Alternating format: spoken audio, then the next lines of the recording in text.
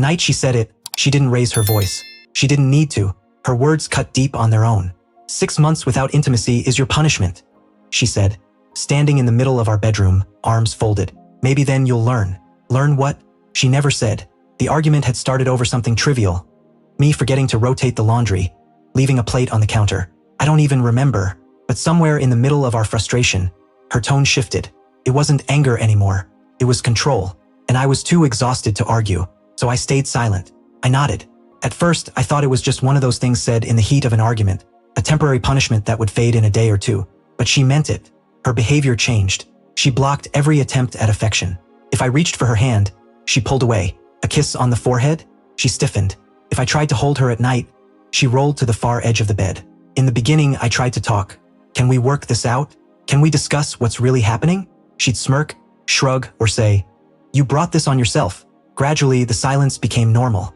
And when something becomes normal, the sting dulls. By the 2-month mark, I adapted. I focused on myself, hitting the gym more, cooking better meals, eating healthier. I updated my wardrobe, refined my style. I stopped chasing her approval and stopped letting her moods dictate the atmosphere of the house. Not out of spite, just exhaustion from feeling small. By month 4, something shifted. She started noticing me. I'd step out of the shower and catch her glance.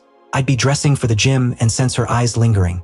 She'd sit closer than usual on the couch, testing my reaction. But I didn't react. I had learned my lesson too, just not the one she intended. She had sought control. Instead, she taught me patience, distance, and self-respect. Month 5 brought another change. Suddenly, she complimented me. You look nice today. Are you going somewhere? You've been out a lot lately. Her tone carried a hint of insecurity. One night, she tried to lean against my shoulder while we watched TV.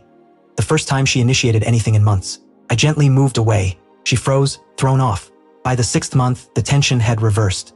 She reached for my hand, kissed my cheek in the kitchen, came to bed early, dressed in ways she hadn't bothered with for months. Then came the night everything shifted. I was on the couch reading when she came downstairs wearing the silk robe I had bought her 2 birthdays ago. The one she wore when we were happy. She fidgeted with the belt, nervous. I think we've punished each other enough, she whispered. Can we be close again? Her tone wasn't commanding. It was pleading, gentle, almost desperate. I looked at her for a moment. 6 months ago, I would have jumped at the chance. But now the dynamic had changed.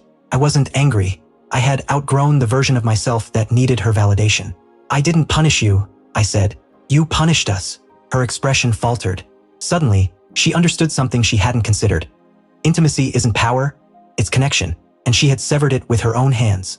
I'm sorry, she whispered, stepping closer. I didn't think it would get this far. I didn't think I would lose you. I closed my book slowly.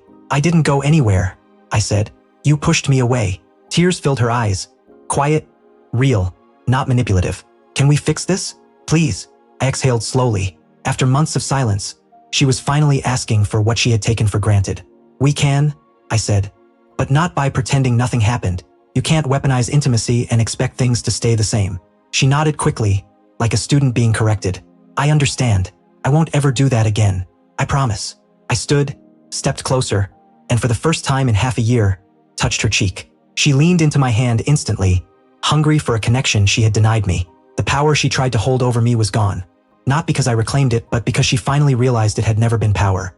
It was love, and love only survives when both people protect it, not when one uses it as a weapon. 6 months later, she wasn't enforcing distance anymore. She was the one begging to be close.